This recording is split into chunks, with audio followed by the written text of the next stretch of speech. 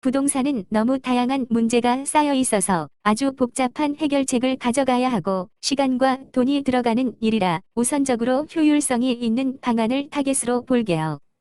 최우선 과제는 부지를 선정하는 것인데 수도권 영역에서만 봐도 인구 과밀도가 지나쳐서 상당히 어렵습니다.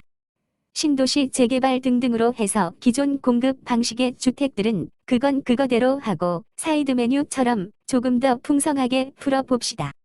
우선 활용할 부지는 그린벨트와 장기 미집행 도시공원 등등입니다. 이번 시간에는 장기 미집행 도시공원의 활용에 대해 봅시다. 장기 미집행 공원 용지는 지자체가 도시계획 시설로 지정하고 20년간 공원 조성이 되지 않은 용지입니다. 서울 시내 공원 용지는 총 132곳 면적 118.5km입니다. 이렇게 계획은 했으나 이행이 되지 않은 부지를 도시공원 실효제가 공고되고 도시계획에 따라 사유지를 도시공원으로 지정 후 20년간 사업 시행이 안 됐을 경우 지정 효력이 상실하는 겁니다. 1999년 땅 소유자 재산권 침해로 헌법재판소에서 판정했고 2000년 도입됐습니다. 쉽게 보면 도시공원 장기 미집행은 공원으로 만들겠다 해놓고 안 한 것이고 도시공원 실효제는 쓰지도 않으니까 도시계획으로 사용하겠다 이런 말입니다.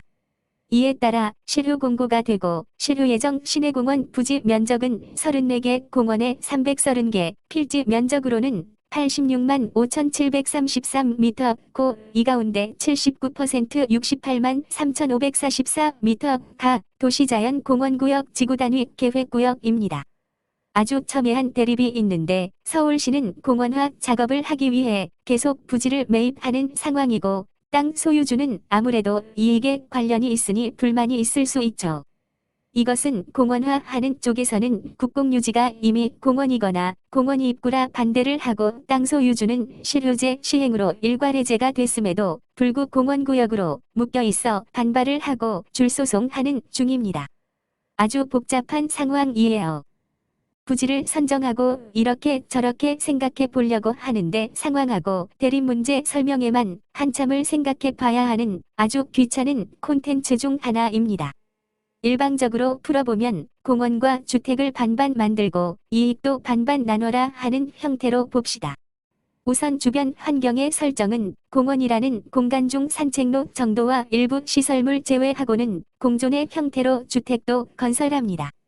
산책로를 포함하고 시설물은 최소화하고 여유 공간에는 집을 짓는데 공간상 아파트 같은 건축물이 아니라 이동형 조립식 모듈형 등의 주택을 공급합니다.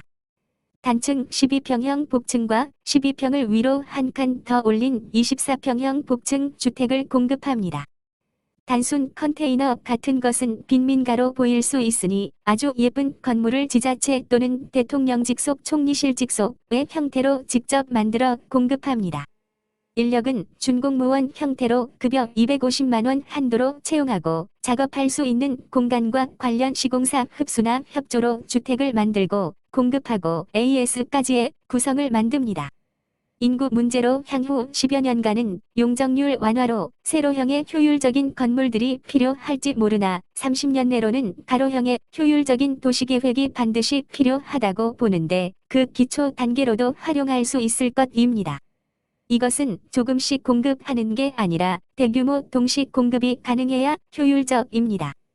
산책로와 일부 시설물로 최소한의 공원이라는 영역을 지키고 주택도 공급이 가능할 것입니다. 가칭 K 부동산의 기관에서 관리를 하는데 임대는 없고 매매의 형태를 합니다.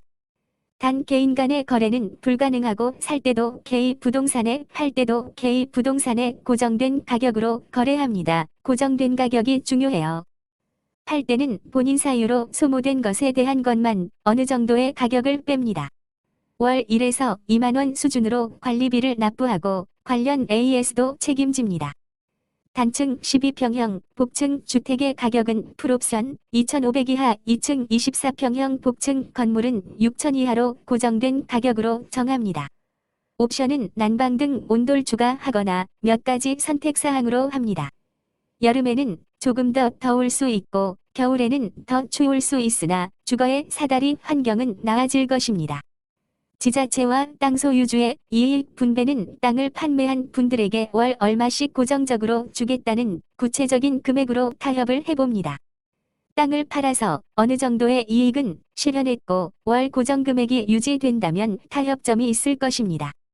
재정 문제는 막 몇십 조씩 단기적으로 들어가는 건 아니고 최소 금액이긴 해도 건물 판매로 수익이 있는 것이고 관리비로 받으니 괜찮고 추가 수익도 기대할 수 있습니다. 융합적으로 주택 공급 문제와 고용 창출 동시에 도움이 될 것입니다.